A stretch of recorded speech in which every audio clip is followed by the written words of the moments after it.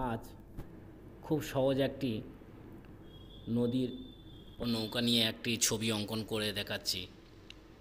যেহেতু আমাদের বাড়ি সুন্দরবন, তাই নদী নৌকার সঙ্গে ওতপ্রোতভাবে জড়িত আছি। জানি না কতটা শিখেছি বা শিখতে পেরেছি। বিশেষ করে জল রঙে আজও পর্যন্ত মন বসাতে পারি না, পারছি না বলে ততটা আয়ত্ত করতে পারিনি। তবু বড় বড় দাদাদের কাছ থেকে আঁকা দেখা সেই অভিজ্ঞতা নিয়ে সবেমাত্র 2 থেকে 3টে ছবি অঙ্কন করেছি। আর আজকের এই নদীর সিনারি, আমাদের বাড়ির চারিদিকে বেশিরভাগ নদী রয়েছে, আর সেখানে নৌকো, আমাদের নিজেদেরও নৌকো রয়েছিল, এখন বিক্রি করে আমরা নদীতে যাওয়া বন্ধ করে দিয়েছি। তবু চারিদিকে আমাদের কম বেশি নৌকো দেখতে পাই, জেটি ঘাটে বাঁধা থাকে। আবার রাত হলে নৌকো নিয়ে নদীতে মাছ ধরতে বেরিয়ে যাই। সেই নদীর দেখা আজকের অঙ্কন করে দেখাচ্ছি।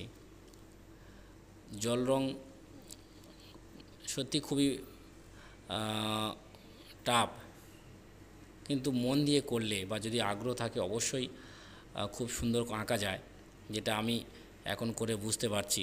কেন আমার আগাগোড়াই জল রঙের মন বসতো না। যা কিছু করি তার মধ্যে পেনের ছোঁয়াটা রাখতে ভালো লাগে।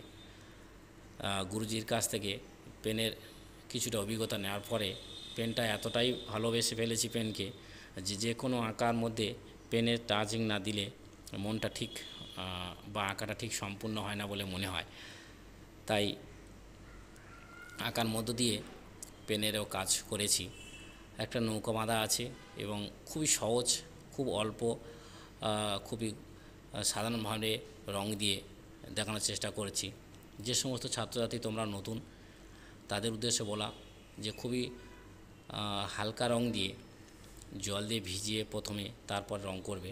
কেন জল রং মানেই জলের রং, জলের সাথে রঙের সাথে অবশ্যই করে জলটা মিশিয়ে নেবে, ডাইরেক্ট কেউ রং মারবে না। আর রঙের খেলা, সেখানে জল দিয়ে যতটা পারা যায় রঙকে ছড়ানোর চেষ্টা করতে হবে। তাই দেখানোর চেষ্টা করছি। যদি ভালো লাগে তোমরা অবশ্যই করে আমার এই ভিডিওকে লাইক কমেন্ট করবে এবং কেমন লেগেছে অবশ্যই করে জানাবে, তাহলে আমি উৎসাহ পাবো এবং আরও সরল, খুবই সরলভাবে আঁকা অঙ্কন করব, আঁকা দেখাবো এবং তার সাথে সাথে জল রং করা দেখাবো। যে আকাশ, পাহাড়, নদী, গাছপালা, এইগুলো মূলত মনটাকে ছুঁয়ে যায়। আর এইগুলোই প্রথমে থেকে শিখতে গেলে প্রথমে এইগুলোই আঁকা খুবই দরকার।